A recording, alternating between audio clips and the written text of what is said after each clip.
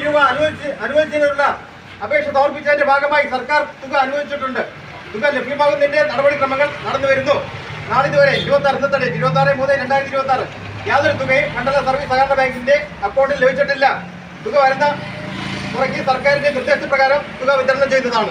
Kattakada MLA IB സതീഷിനെതിരെ പ്രതിഷേധവുമായി Kandala service സഹകരണ ബാങ്കിലെ നിക്ഷേപകർ. IB സതീഷ് നിക്ഷേപകരെ വഞ്ചിച്ചെന്നാണ് ആക്ഷേപം. 5 വർഷമായി കണ്ടള ബാങ്കിന് പ്രതിസന്ധി തുടങ്ങിയിട്ടും തങ്ങൾ വഴിയാധാരമായിട്ടും അന്നൊന്നും ഇടപെടാത്ത MLA ഇപ്പോൾ വ്യാജ പാക്കേജ് പ്രഖ്യാപിച്ചുവെന്നും നിക്ഷേപകർ പറഞ്ഞു. ഞങ്ങൾ കുഴിയിൽ വീഴുന്നുപോയി. രക്ഷപ്പെടുത്താൻ യാതൊരുവിധ സഹായവും നിയോജക മണ്ഡലത്തിലെ ഇത്രയും ആൾക്കാർ ബുദ്ധിമുട്ടിയനൊക്കെ പിന്നെ യാതൊരുവിധ സഹായവും MLA ചെയ്തിട്ടില്ല. അതിനുള്ള പ്രതിഷേധം ഞങ്ങൾ പ്രകടിപ്പിക്കുന്നു. അത്രയേ ഉള്ളൂ. MLAയുടെ സാന്നിധ്യത്തിലാണ് പാക്കേജ് പ്രഖ്യാപിക്കുന്നത്. കട്ടൗട്ടുകളും വെച്ചു ബാങ്കിന്റെ ഇടയിലോടും പിന്നെ കണ്ടല ബാങ്കിന് പാക്കേജ് പ്രഖ്യാപിച്ച മുഖ്യമന്ത്രിക്കും സഹകരണ മന്ത്രിക്കും MLAക്കും അഭിനന്ദനങ്ങൾ. അങ്ങനെ പറഞ്ഞ് സൽപ്പേര് സമ്പാദിക്കാവുന്ന വ്യക്തി ഈ ഇലക്ഷൻ സമയത്ത് ഞങ്ങളെ ദ്രോഹിച്ചതിന് മറുപടി പ്രതിരോധ ശേഷി നഷ്ടപ്പെട്ടില്ലാത്തതുകൊണ്ടാണ് ഞാൻ ചെയ്തത്. MLAയുടെ ഒരു വിരോധമല്ല, നല്ല കാര്യങ്ങൾ ചെയ്തൊരു വ്യക്തിയാണ്. എന്തിനീ 11,000 നിക്ഷേപരെ കുഴിച്ചു മൂടി എന്നുള്ളത് അതെ ഈ ചെറിയ സമയത്ത് അനുവദിച്ച് പുതിയതായിട്ട് അനുവദിക്കുന്നതല്ല, അനുവദിച്ച പൈസ ബാങ്കിൽ കിടക്കാണ്. ഇപ്പൊ ഈ 6 കോടി രൂപ കണ്ടള ബാങ്കിനും 6 കോടി രൂപ അനുവദിച്ചു എന്ന് പറയുന്ന ഈ കാശ് ബാങ്കിന്റെ പുനരുദ്ധാരണം എന്നൊരു അതിലേക്ക് വേണ്ടിയിട്ടല്ല, നിക്ഷേപകർക്ക് കൊടുക്കാൻ വേണ്ടിയിട്ടല്ല എന്നാണ് പറയുന്നത്. അപ്പൊ ഈ കാശെടുത്ത് 6 കോടി രൂപയെങ്കിൽ 6 കോടി രൂപ ഇതിനെ എടുത്ത് നിക്ഷേപകർക്ക് അതിന്റെ ഒരു വിഹിതമെങ്കിലും കിട്ടുമെന്നുള്ള ഒരു പ്രതീക്ഷ ഇതിലാണ് ഞങ്ങൾ ഇതിലേക്ക് വേണ്ടിയിട്ട് പലരെയും സമീപിച്ചു. ബാങ്കിനെ സമീപിച്ചപ്പോൾ അവർ പറഞ്ഞു ഈ റിസ്ക് ഞങ്ങൾ ഏറ്റെടുക്കാൻ തയ്യാറല്ല.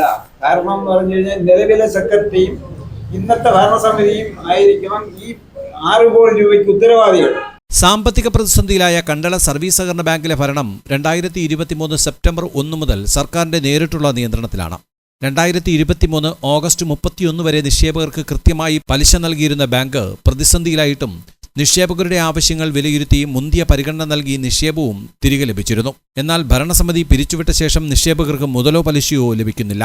സമയബന്ധിതമായി നിക്ഷേപകരുടെ പ്രശ്നങ്ങൾ പരിഹരിക്കാമെന്ന് MLAയുടെ വാക്ക് പാഴാവുകയും ചെയ്തു.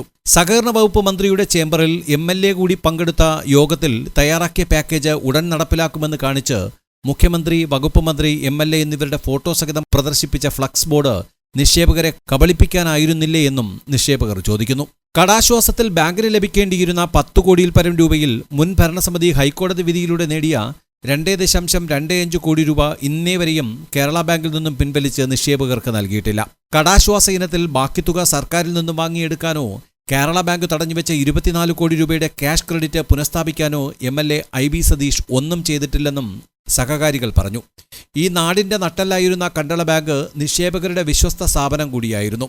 അതേസമയം നിക്ഷേപകരുടെ ആരോപണങ്ങൾ തെറ്റാണെന്ന് CPM പത്രസമ്മേളനത്തിലൂടെ അറിയിച്ചു. MLA ആണ് ഇന്നത്തെ കണ്ടള ബാങ്കിന്റെ പ്രതിസന്ധിക്ക് കാരണം എന്ന നിലയിൽ അദ്ദേഹം പറഞ്ഞ കാര്യങ്ങളുടെ വസ്തുതകൾ പരിശോധിക്കുക. ആ ബാങ്കിന്റെ ഉന്നമനത്തിനല്ലാതെ മറ്റെന്തെങ്കിലും നടപടി MLAയുടെ ഭാഗത്ത് ഉണ്ടായിട്ടുണ്ടോ എന്ന് പരിശോധിക്കുക. മണ്ഡലത്തിലെ എല്ലാ സഹകരണ ബാങ്കുകളെയും സഹായിക്കുന്ന സമീപനം മാത്രമേ MLAയുടെ ഭാഗത്തുനിന്ന് ഉണ്ടായിട്ടുള്ളൂ. ഭാഗമായി ബാങ്ക് പുനരുദ്ധരിക്കാൻ കൊടുക്കുന്ന പൈസ നിക്ഷേപകർ കൊടുക്കില്ല എന്നുള്ളത് ഏത് സാമാന്യ ബുദ്ധിമുട്ടും അറിയാവുന്നതാണ്. പിന്നെ നിങ്ങളല്ല ഇപ്പൊ വീണ്ടും തെറ്റിദ്ധരിപ്പിക്കുന്നത് നിക്ഷേപകരെ. ബാങ്ക് പുനരുദ്ധാരണം എന്ന് പറഞ്ഞാൽ ഇതൊക്കെ അതിന്റെ ഭാഗം തന്നെ. നിക്ഷേപകർക്ക് കൊടുക്കാൻ കഴിയില്ല സാർ. കഴിയും. കഴിയില്ല സാർ. കഴിയും. ഇല്ല സാർ.